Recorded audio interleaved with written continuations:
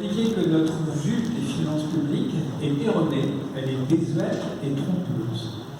Alors on ne va pas reprendre tout le débat, mais je crois que la bonne question qui a été posée à Pierre Moscovici a été par des députés. Monsieur le Premier Président, il y a 140 milliards de ressources publiques, impôts et subventions, qui financent 410 milliards de retraites en 2024. Estimez-vous que 140 milliards de ressources, dont 80 milliards pesant directement sur les charges des entités publiques qui ne sont pas les caisses de retraite, et comment pouvez-vous estimer que ceci conduise à des excédents? Je crois que c'est une question qui résume tout. Après, on peut faire quelques autres détails. On peut dire, par exemple, que la Cour des comptes valide une écriture publique insincère. Pour le régime des fonctionnaires de l'État, la cotisation est en moyenne, pour faire simple, 100%. Est-ce que ça crée des droits? Est-ce qu'on peut appeler ça une cotisation? Ou doit-on appeler ça à 80% une subvention et à 20% une cotisation? Il y aurait beaucoup d'autres.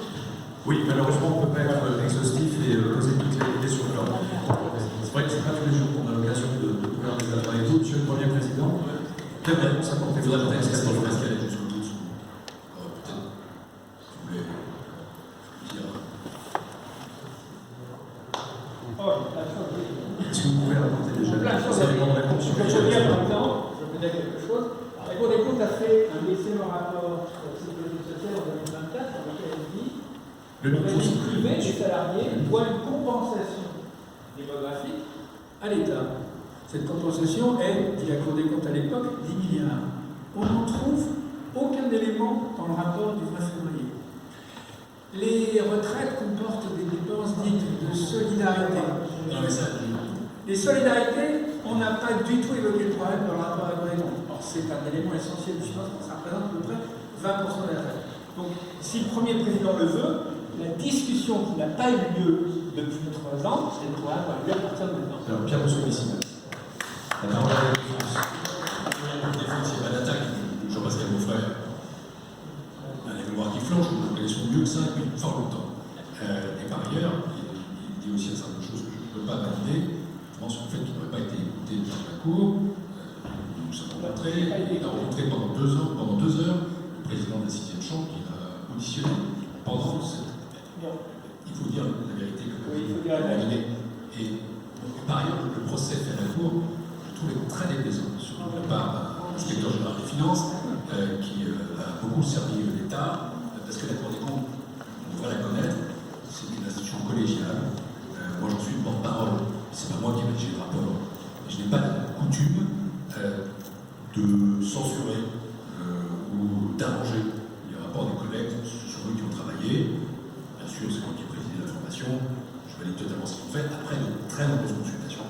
Et puis je voudrais simplement dire 2 choses, pour rester très factuel, même 3. Première chose, c'est le fait que quand nous parlons d'excédent de déficit, là nous reprenons simplement les estimations financières qui sont connues par tous.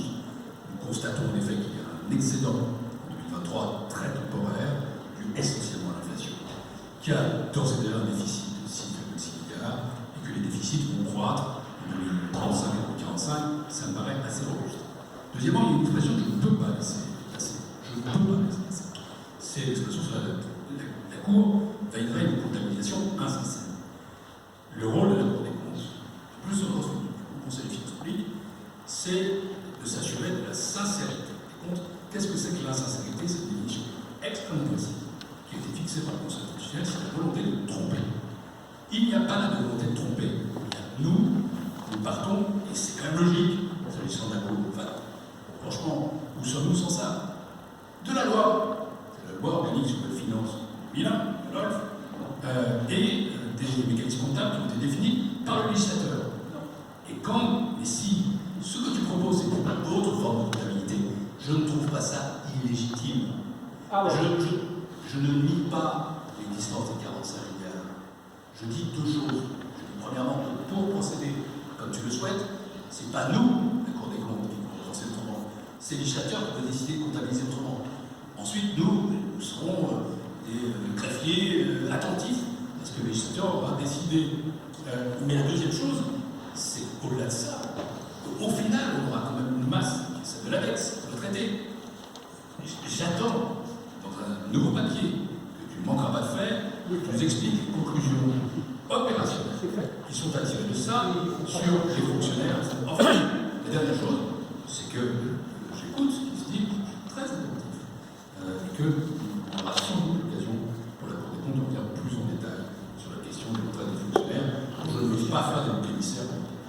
Bien, Mais ce n'est pas intéressant parce que Jean-Pascal a eu une certaine audience à partir d'un certain nombre de choses justes qu'il dit que je concède, aussi de choses fausses que je ne peux pas laisser. voilà. La réponse, merci beaucoup à tous les deux pour cette participation. Ça va le là-dessus. On va depuis l'épisode. Mais l'épisode est toujours intéressant pour un public avisé. Est-ce que Philippe Descamps est arrivé? Voilà, Philippe, pardon, tu étais là, désolé. Merci beaucoup, merci monsieur le Premier président.